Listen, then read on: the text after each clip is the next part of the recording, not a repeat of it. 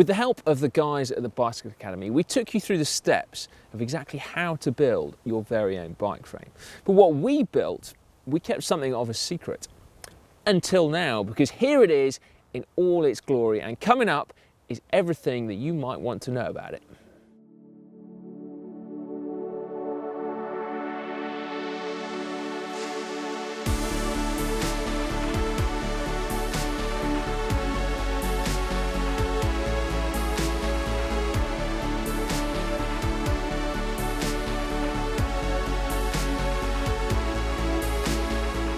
Now, first up, we should probably explain exactly what we were looking for from our frame.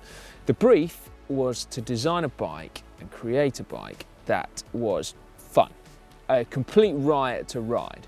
Now, what fun is going to differ from person to person, but for me, on my local roads, it's a bike that is fast, it's stiff, it's responsive, and it's agile. And it basically just urges you to go faster. So a really racy, really sharp little bike then, but with space for slightly wider tyres. And the challenge then is to create a bike that has all those race bike proportions, but with space for up to 30mm tyres. Because I wanted to be able to go really fast through really crappy roads and maybe even take in a little bit of light off-road. But I didn't want another cyclocross bike, and I certainly didn't want an epic enduro road bike, because one of the nice things about riding a road bike off-road is that it's actually not the right tool for the job. And that's kind of why it's fun. And yes, it is compact, very compact in fact, and I love that. I didn't really want a standard horizontal top tube steel bike. I wanted something a little bit different. And the theory behind compact geometry is really sound as well, because the idea is that you get a main frame that's nice and tight and nice and stiff, and then you put a longer seat post on there to give you the compliance and to give you the comfort. And as it turned out, it needed a really long seat post, because the original Zipp one I had on there for the show actually wasn't long enough. I had to get the SL Speed one, because it's the only one that comes in 400mm long. Now, what Tom Sturdy did with this pretty vague brief is very cool indeed. So in order to keep the race bike feel, he's tried to keep the wheelbase as short as possible. But given that the reach of the bike is largely dictated by my own measurement, he's done it by keeping the chainstays as short as possible. And in order to do that, he dropped the bottom bracket a little bit, and so that allows the back wheel to be tucked up really tightly inside the frame, but while still keeping a chain line that means you can actually use your gears. And then up front, he's also managed to keep the handling nice and racy in spite of those wider tyres. Because you see, the one downside of wider tyres is that they have a broader contact patch, and that can mean they're sometimes a little bit sluggish to turn in. It feels like you have to put a bit more effort in.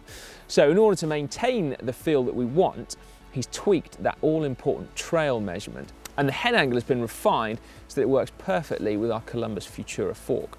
Now, the funny thing is that I'm sure someone has put this much thought into just about any frame that I've ever ridden, but the fact that Tom has made these tweaks and these adjustments with the exact kind of riding that we suggested to him, it's just cool, isn't it?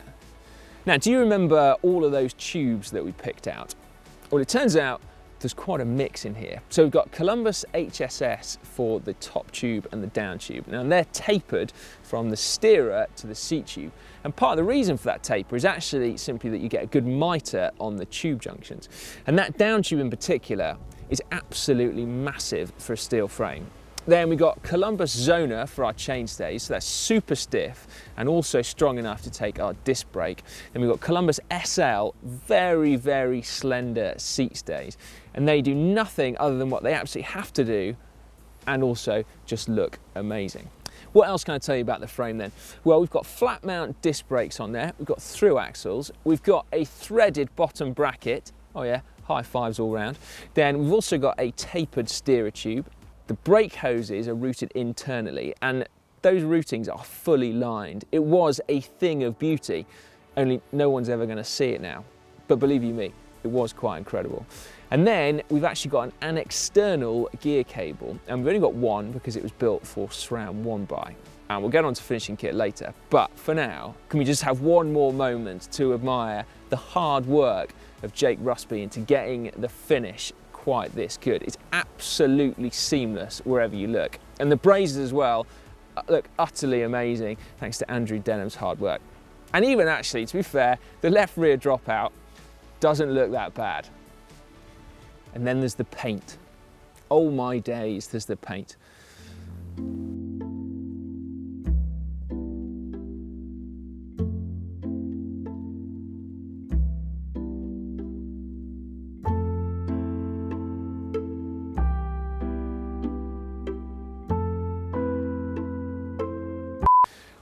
Right, okay then, finishing kit. So we built it up with Sram Force 1x. And the reason being, firstly, that it simply looks super clean, but also because I wanted it to be tailored exactly for the type of riding that we're doing, just like the frame, but nothing else. So I've gone for a 50-tooth chainring on there and an 11 to 32 cassette at the back. And you might think that's still quite a tough, easiest gear, but actually it works out, 50-32 is the same as 39-25. And admittedly, that is still reasonably hard in this compact day and age, but actually, if I'm going fast up the kind of 3 to 6 minute climbs that pepper where we are, then it's actually just about right. And then of course, I've gone for hydraulic disc brakes. Now, firstly, you get that tyre clearance that you need, but then also, principally, it's about braking performance, particularly the confidence to razz it down filthy little lanes in the middle of winter.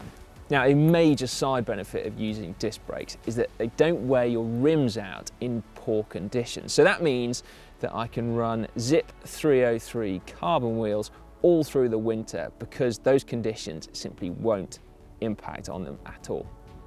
The only downside at the moment to this build is that I've actually, rather ironically, still got 25mm tyres on there, but they will be changed for 30s very shortly. Now, one final point to mention is that Tom thought it'd be funny to actually braze on a chain keeper. Knowing how much Dan Lloyd loves them and how much that irritates me, there is actually now a chain keeper permanently attached to this bike. And I still don't actually know what to do with it. So then, what is the weight?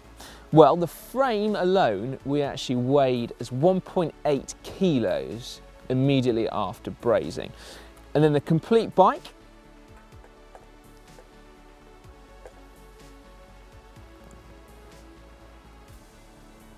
what does that say?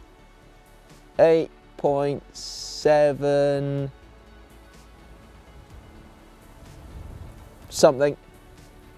8.7 kilos. So it is a little bit heavier than I'm normally used to. But the important question is actually, how does it ride? And the answer, amazing. And that actually brings with it a very interesting question, because what does make a bike brilliant? Because the chances are that this isn't as aero, and it's certainly not as light as what I'm used to riding. But is it fun? Hell yeah.